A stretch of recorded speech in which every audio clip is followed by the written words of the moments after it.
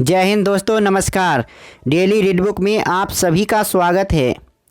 आज हम लोग इस वीडियो में बायोलॉजी का एक चैप्टर जीवन की उत्पत्ति से संबंधित प्रमुख सिद्धांत एवं जैव विकास के बारे में सभी इम्पोर्टेंट जो प्रश्न हैं उसका अध्ययन करेंगे।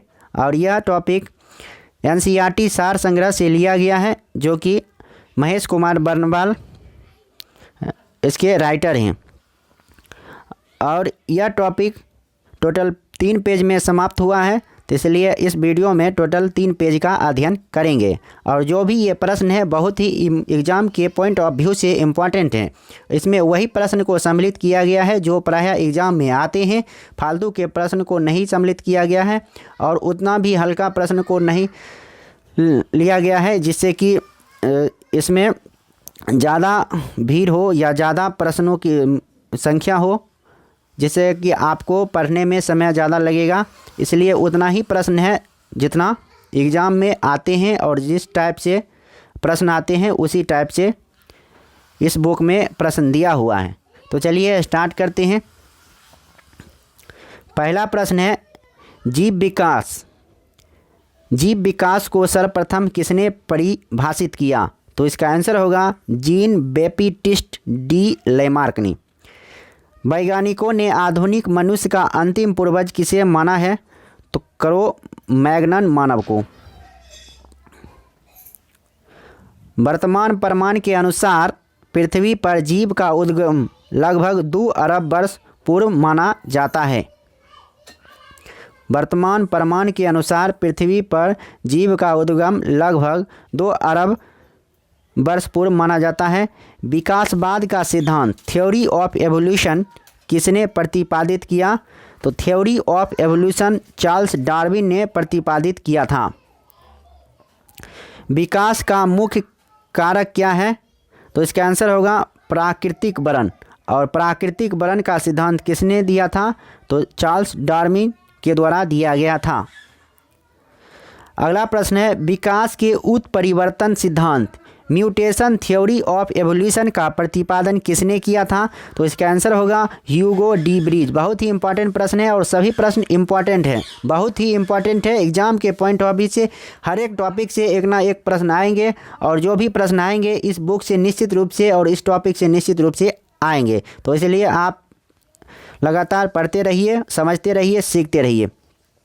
अगला प्रश्न है आर्कियोप्टेरिक्स। आर्कियोप्टेरिक्स जुरैसिक युग का सबसे प्राचीन पक्षी है जो सरीसृप व पक्षी वर्ग के मध्य की कड़ी है।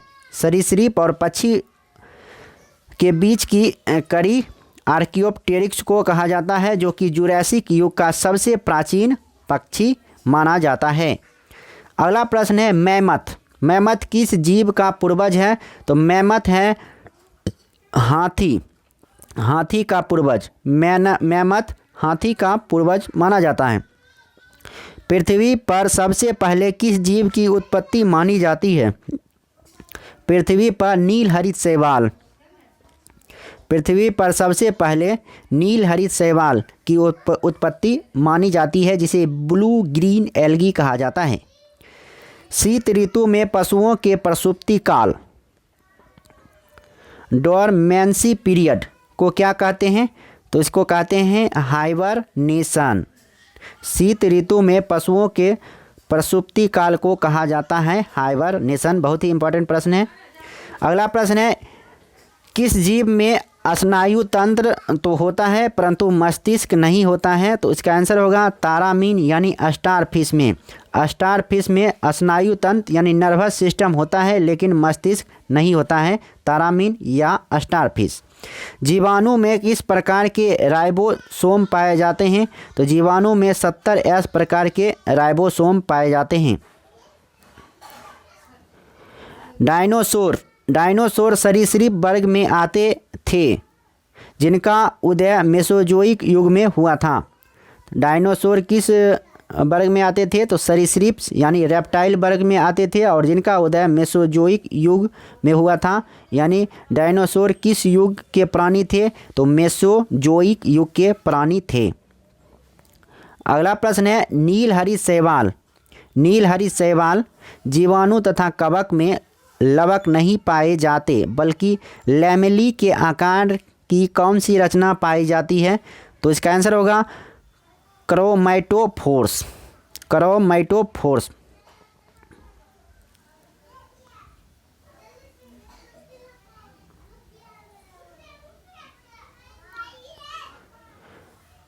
अगला प्रश्न है, किन पौधों में जाइलम वाहिकाओं का अभाव होता है? तो अनावृत बीजी एवं टेरिडोफाइट्स में। किन पौधों में जाइलम वाहिकाओं का अभाव होता है? तो अनावृत बीजी एवं टेरिडोफाइट्स में। अगला प्रश्न है, पांच जगत वर्गीकरण यानी 5 किंगडम्स क्लासिफिकेशन किसने प्रस्तुत किया था? तो व्हिटेकर के द्वारा। व्हिटेकर ने 5 जगत वर्गीकरण प्रस्तुत किया था। जंपिंग जीन की खोज किसने की थी? तो जंपिंग जीन की खोज मैकक्लिंटॉक ने किया था। जंपिंग जीन की खोज मैकक्लिंटॉक ने। कौन से क्षार डीएनए तथा आरएनए दोनों में पाए जाते हैं? कौन से क्षार डीएनए तथा आरएनए दोनों में पाए जाते हैं? Adenine, guanine, cytosine. Adenine, guanine, cytosine DNA तथा आरएनए दोनों में पाए जाते हैं। ऐसे कौन से उड़ने वाले जीव हैं जो पक्षी वर्ग में नहीं आते हैं? तो चमगादड़। चमगादड़ स्तनधारी वर्ग में आते हैं, ये पक्षी वर्ग में नहीं आते हैं। चमगादड़ यानी बैट को उड़ने की कीट एवं क्षमता होते हुए भी पक्षी वर्ग के अंतर्गत नहीं शामिल किया गया है, बल्कि इसे स्तनधारी वर्ग में सम्मिलित किया गया है। वह समूह जिसके जंतु प्रायः रात्रिचर होते हैं। तो इसका आंसर होगा मच्छर, चमगादड़, उल्लू। कुछ साधारण नाम तथा उनके वैज्ञानिक नाम दिए हुए हैं, तो उसको पढ़ लेते हैं। एक तरफ है साधारण नाम और दूसरी तरफ है वैज्ञानिक नाम। तो मानव का वैज्ञानिक नाम है होमो सेपियंस। तेंदुआ का वैज्ञानिक नाम है पैंथेरा पार्डस। तेंदुआ का वैज्ञानिक नाम है पैंथेरा पार्डस। और बाघ का वैज्ञानिक नाम है पैंथेरा टिग्रिस।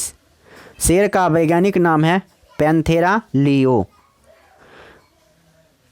तो एक बार रिवीजन, मानव का वैज्ञानिक नाम होमो सेपियंस, तेंदुआ का वैज्ञानिक नाम पैंथेरा पार्डस और बाघ का वैज्ञानिक नाम पैंथेरा टिग्रिस।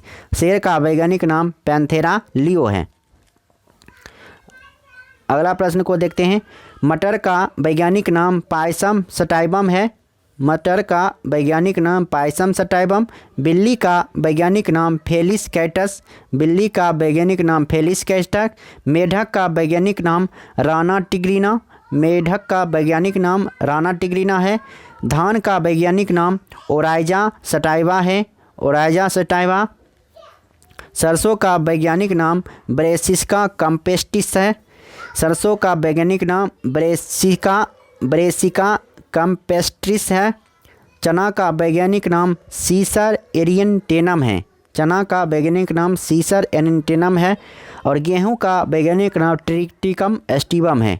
तो एक बार फिर से रिवीजन, बिल्ली का वैज्ञानिक नाम फेलिस कैटस है। मेढक का वैज्ञानिक नाम राना टिग्रिना है। धान का वैज्ञानिक नाम ओराइजा सटाइवा है।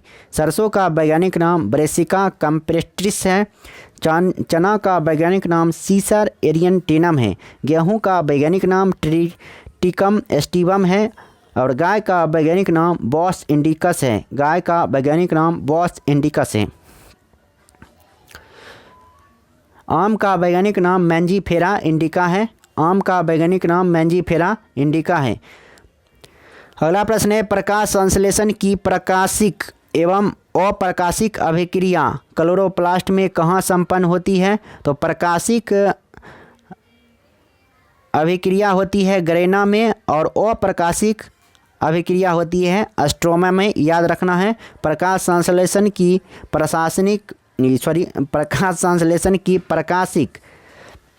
प्रकाशिक अभिक्रिया ग्रेना में होती है, जबकि अप्रकाशिक यानी बिना प्रकाश के अभिक्रिया स्ट्रोमा में होती है। मोलस्का संघ के कुछ जंतुओं में नीले या हरे रंग का रक्त किसके कारण होता है? तो मोलस्का संघ के कुछ जंतुओं में नीले या हरे रंग का रक्त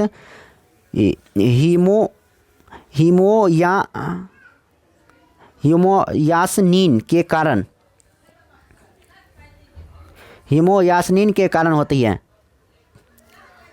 अगला प्रश्न है, मानव हृदय का बायां निलय प्रकोष्ठ पूर्णतः ऑक्सीकृत रक्त को महाधमनी में और संपूर्ण शरीर में भेजता है। मानव हृदय का बायां निलय प्रकोष्ठ पूर्णतः ऑक्सीकृत रक्त को महाधमनी में और संपूर्ण शरीर में भेजता है।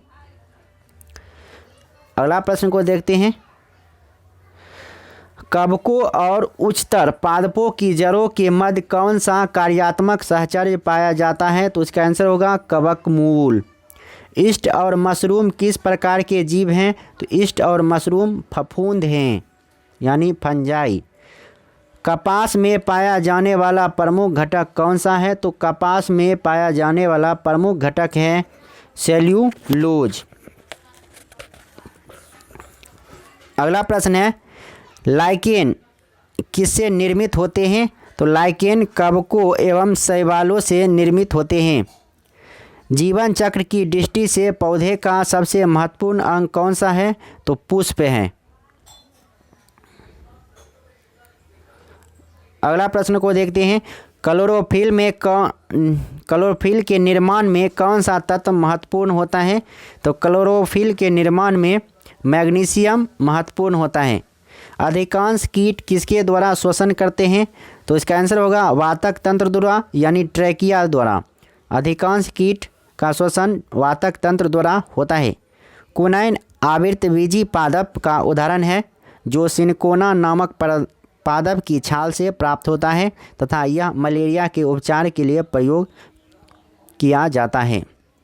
तो कुनाइन क्या है? तो आवृतबीजी पादप है जो सिनकोना नामक पादप की छाल से प्राप्त होता है। तो कुनाइन किससे प्राप्त होता है? सिनकोना की छाल से प्राप्त होता है।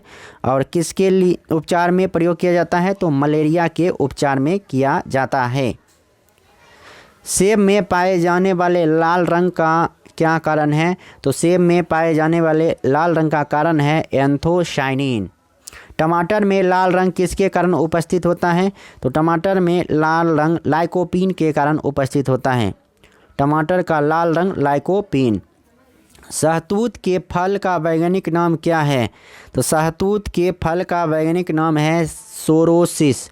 शहतूत के फल का वैज्ञानिक नाम है सोरोसिस। सर्पों की 20 ग्रंथियां किसके समांग हैं? तो सर्पों की 20 ग्रंथियां कशेरुकी प्राणियों की लार ग्रंथियों के समान हैं। सर्पों की 20 ग्रंथियां कशेरुकी प्राणियों की लार ग्रंथियों के समान होती है। निफेंथिस खासियाना जिसे इंग्लिश में पीचर प्लांट कहते हैं नामक पौधा मुख्यतः भारत के किस राज्य में पाया जाता है? तो इसका आंसर होगा मेघालय। निफेंथिस खासियाना नामक पौधा मुख्यतः भारत के मेघालय राज्य में पाया जाता है। चट्टानों पर उगने वाले पादप क्या कहलाते हैं? तो चट्टानों पर उगने वाले पादप सलोदभिद कहलाते हैं। घटपर्णी कीटभक्षी पादप के अंतर्गत आता है। इसकी पत्तियों के पर्णफलक घट के रूपांतरण में हो जाते हैं। घटपर्णी कीटभक्षी पादप के अंतर्गत आते हैं, यानी पीचर प्लांट क्या खाता है? कीट खाता है। इसकी पत्तियों में पर्णफलक घड़े के रूप में रूपांतरण हो जाते हैं। ये इसे घड़े के रूप में रूपांतरण हो जाते हैं। इसमें कीट जाती है तो ये बंद हो जाता है और इसको अंदर में ही पचा लिया जाता है। अगला प्रश्न है, कौन सा प्राणी अपनी आंत में जल का संग्रह करता है? तो ऊँट। कौन सा प्राणी आंत में जल का संग्रह करता है? तो ऊँट करता है। सबसे बड़ा अकशेरुकी जीव कौन सा है? तो कोलोसल स्क्विड है। सबसे बड़ा अकशेरुकी जीव है कोलोसल स्क्विड। अगला प्रश्न है, लीची के फलों को किस शाखा के अंतर्गत रखा जाता है? तो इसका आंसर होगा एक बीजी बेरी के अंतर्गत। हल्दी पौधे के तने से प्राप्त होती है तथा उसका खाने वाला हिस्सा प्रकंद कहलाता है।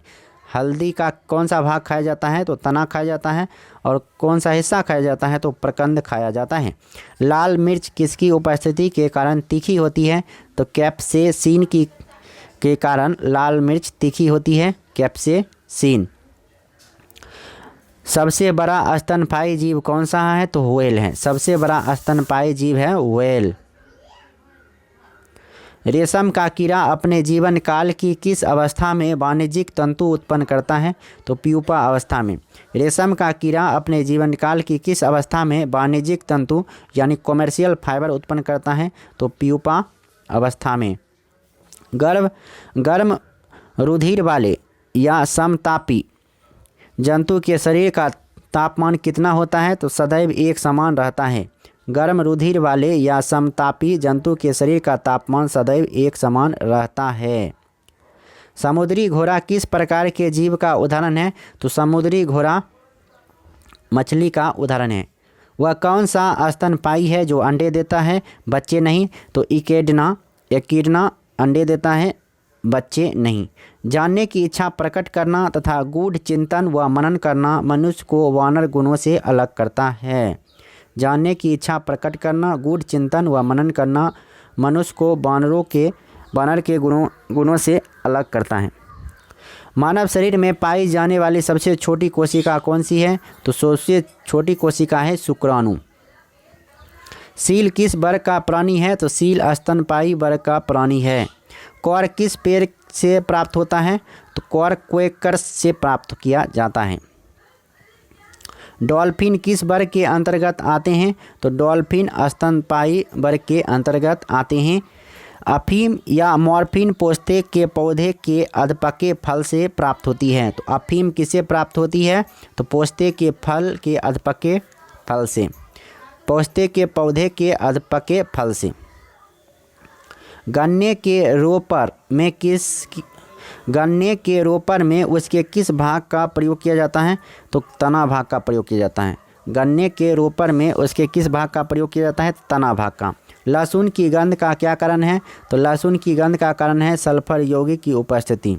लहसुन की गंध का कारण है सल्फर यौगिक की उपस्थिति। शुष्क जलवायु में अनुकूलित पेड़ पौधों को क्या कहते हैं?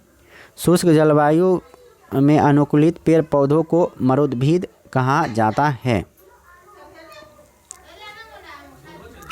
जल एवं स्थल दोनों पर रहने वाले जीवों को उभयचर यानी एम्फीबियन वर्ग के अंतर्गत रखा जाता है, जैसे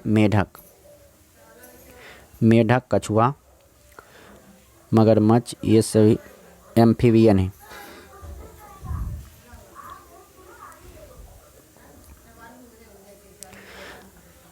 अधिपादप अन्य पौधों पर क्यों निर्भर रहते हैं? तो यांत्रिक सहारे के लिए। एपीफाइट्स अधिपादप अन्य पौधों पर क्यों निर्भर रहते हैं? तो यांत्रिक सहारे के लिए रहते हैं। टिक और माइट किस जीव वंश से संबंधित है? तो मकड़ी वंश से। जुगनू की चमक किस एंजाइम के कारण होती है? तो लूसीफेरस। जुगनी की चमक किस एंजाइम के कारण होती है? लूसीफेरस। सन हेम्प रेशे किसे प्राप्त किए जाते हैं? तो फ्लोएम से। सन हेम्प रेशे फ्लोएम से प्राप्त किए जाते हैं। लेग हीमोग्लोबिन किसमें पाई जाती है? तो लेग्यूम मूल ग्रंथियों में। लेग हीमोग्लोबिन लेग्यूम मूल ग्रंथियों में पाए जाते हैं। डार्विन की पुस्तक on the origin of species कब प्रकाशित हुई? तो वर्ष 1859 ईस्वी में। डार्विन की पुस्तक on the origin of species कब प्रकाशित हुई? वर्ष 1859 ईस्वी में। जैव विकास के पक्ष में किस स्रोत से प्रत्यक्ष प्रमाण प्राप्त होते हैं? तो जीवाश्मों से। अगला प्रश्न है, जीवों के विकास के संदर्भ में कौन सा अनुक्रम सही है? तो सलामेंडर, अजगर, कैंगारू। जीवों के विकास के संदर्भ में कौन सा अनुक्रम सही है? सलामेंडर, अजगर, कंगारू। किन कशेरुकी जीवों में कंकाल पूर्णतः अनुपस्थित होता है? तो सरीसृप में। किन कशेरुकी जीवों में कंकाल पूर्णतः अनुपस्थित होता है? तो सरीसृप में। कॉकरोच और सिल्वर फिश में किस प्रकार का परिसंचरण तंत्र पाया जाता है? खुला परिसंचरण तंत्र। कॉकरोच और सिल्वर फिश में किस प्रकार का परिसंचरण तंत्र पाया जाता है? खुला परिसंचरण तंत्र। अगला प्रश्न है स्तनपायी भ्रूण के उत्सर्जनीय उत्पाद किसके द्वारा बाहर उत्सर्जित किए जाते हैं? तो अपरा द्वारा, जिसे कहते हैं प्लासेंटा। स्तनपायी भ्रूण के उत्सर्जनीय उत्पाद किसके द्वारा बाहर उत्सर्जित किए जाते हैं? तो अपरा द्वारा, जिसे प्लासेंटा कहते हैं। चमगादड़ कैसा प्राणी है? चमगादड़ नियत तापी प्राणी है, यानी वार्म ब्लडेड। विज्ञान की पैलियोंटोलॉजी नामक शाखा के अंतर्गत जीवाश्मों का अध्ययन किया जाता है। तो जीवाश्मों का अध्ययन पैलियोंटोलॉजी। सबसे बड़ा जो तेज गति से दौड़ सकता है परंतु उड़ नहीं सकता, शुतुरमुर्ग। सॉरी, सबसे बड़ा तेज गति से दौड़ सकता है परंतु उड़ नहीं सकता है, वो पक्षी है शुतुरमुर्ग।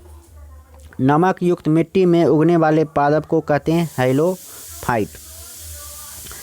एंट अमीबा हिस्टोलिका नामक परजीवी मानव के किस अंग में पाया जाता है? तो एंट अमीबा हिस्टोलिका नामक परजीवी मानव के आंत में पाया जाता है। अगला प्रश्न है लिग्निन नामक पदार्थ जमा रहता है जाइलम ऊतक पर। अगला प्रश्न है डीएनए संश्लेषण तथा हिस्टोन प्रोटीन कोशिका चक्र की किस प्रावस्था में बनते हैं? तो एस प्रावस्था में बनते हैं। अगला प्रश्न है वह जीव जिसका महत्व डूबने से हुई मृत्यु का पता लगाने में किया जाता है डायटम। वह जीव जिसका महत्व डूबने से हुई मृत्यु का पता लगाने में किया जाता है डायटम। पपीते का पीला किस कारण होता है? पपीते का पीला रंग तो कैरिका जेंथिन की उपस्थिति के कारण। पपीते का पीला रंग कैरिका जेंथिन की उपस्थिति के कारण होती है। पौधे के किस भाग से हल्दी प्राप्त होती है? कहने का अर्थ है कि पौधे के किस भाग से हल्दी प्राप्त होती है? तो तना से। किस शैवाल से आयोडीन का निर्माण होता है? तो लेमेडिया नामक शैवाल से आयोडीन का निर्माण होता है, जो कि भूरी शैवाल होता है। वे जीवाणु जो वायुमंडलीय नाइट्रोजन को नाइट्रोजन के यौगिकों में परिवर्तित करते हैं क्या कहलाते हैं? तो इसका आंसर होगा नाइट्रोजन स्थिरीकरण जीवाणु। ये प्रायः दलहनी पौधे के जड़ में पाए जाते हैं। अधिकांश नमक वाले अचार में जीवाणु जीवित क्यों नहीं रह पाते हैं? क्योंकि ये जीव द्रव कुंचित होकर मर जाते हैं। कवक कोशिका में संचित होने वाला खाद्य पदार्थ है ग्लाइकोजन। कवक कोशिका में संचित होने वाला खाद्य पदार्थ है ग्लाइकोजन। तालाबों और कुओं में किस जंतु को छोड़ने से मच्छरों को नियंत्रित करने में मदद मिलती है? तो गैम्बूसिया फिश। तालाबों और कुओं में किस जंतु को छोड़ने से मच्छरों को नियंत्रित करने में मदद मिलती है? Gambusia fish. बिस्फेनॉल ए यानी BPA क्या है? तो खाद्य संवेष्टन सामग्री के विकास के लिए प्रयोग में लाया जाने वाला रसायन। बिस्फेनॉल ए क्या है? तो खाद्य संवेष्टन सामग्री के विकास के लिए प्रयोग में लाया जाने वाला रसायन है। मृदा के प्रयोग के बिना केवल खनिज युक्त सहायता से पौधे उगाने के विधि को हाइड्रोपोनिक्स कहा जाता है। मृदा के प्रयोग के बिना केवल खनिज युक्त सहायता से पौधे उगाने की विधि को हाइड्रोपोनिक्स कहते हैं। अगला प्रश्न है प्रतिजैविको मुख्यतः प्राप्त की जाती है किसे? जीवाणुओं से। प्रतिजैविको मुख्यतः प्राप्त की जाती है जीवाणुओं से। इष्ट कोशिका में कौन सा मुख्य विकार होता है? तो इसका आंसर होगा जाइमेज। इष्ट कोशिका में मुख्य विकार कौन सा होता है? तो जाइमेज, यानी विकार मतलब एंजाइम। इष्ट कोशिका में कौन सा मुख्य विकर यानी एंजाइम होता है? तो जाइमेज होता है। अगला प्रश्न है जब एक ही जीन दो या दो से अधिक भिन्न लक्षणों को एक साथ नियंत्रित करती है तो इसे क्या कहा जाता है? तो इसका आंसर होगा बहुप्रभाविता का नियम। जब एक ही जीन दो या दो से अधिक भिन्न गुण वाले लक्षणों को एक साथ नियंत्रित करती है तो उसे कहते हैं बहुप्रभाविता का नियम। क्यूनिन किसकी छाल से प्राप्त की जाती है? तो कुनैन सनकोना की छाल से प्राप्त किया जाता है। मेंडल ने मेंडल ने अपने वंशगति नियमों को प्रतिपादित करने में किस पौधे का प्रयोग किया? तो इसका आंसर होगा गार्डन पी यानी मटर। अगला प्रश्न है, ग्रेगर जॉन मेंडल 1822 से 1824 ईस्वी को आधुनिक आनुवांशिकी का जनक कहा जाता है। तो आधुनिक आनुवांशिकी का जनक किसे कहा जाता है? तो ग्रेगर जॉन मेंडल को कहा जाता है। ग्रेगर जॉन मेंडल को कहा जाता है। सूखा सहिष्णुता से संबंधित हार्मोन है एब्सिसिक अम्ल। सूखा सहिष्णुता से संबंधित हार्मोन है एब्सिसिक अम्ल। अधिकांश एंजाइम विकार किस ताप पर सर्वाधिक सक्रिय होते हैं? तो 20 से 35 डिग्री के मध्य। 20 से 35 डिग्री के मध्य अधिकांश एंजाइम सर्वाधिक सक्रिय होते हैं। सीप, घोंगा, स्क्विड, कौड़ी, ऑक्टोपस, कटलफिश आदि मोलस्का संघ के अंतर्गत आते हैं। तो मोलस्का संघ के सीप, घोंगा, स्क्विड, कौड़ी, ऑक्टोपस, कटलफिश ये सभी मोलस्का संघ फाइलम मोलस्का के प्रमुख जीव हैं। तो इस वीडियो में इतना ही। अब फिर मिलते हैं नेक्स्ट टॉपिक के साथ नेक्स्ट वीडियो में। तब तक के लिए नमस्कार, जय हिंद। खुद पढ़िए और समझिए। जितना जल्दी हो सके जॉब लीजिए तो मेहनत सफल हो जाएगी। अच्छी तरह से पढ़ाई करते रहिए, सीखते रहिए, समझते रहिए। फिर मिलते हैं नेक्स्ट वीडियो में। अगर चैनल पर नए हैं तो सब्सक्राइब निश्चित रूप से कर लीजिए। लगातार वीडियो आप सभी के लिए दे रहे हैं। और वीडियो अच्छा लगता है तो लाइक कर सकते हैं, नहीं अच्छा लगता है तो डिसलाइक करके नीचे में कमेंट में कुछ बात लिख सकते हैं कि क्यों नहीं अच्छा लगा। जय हिंद, जय भारत।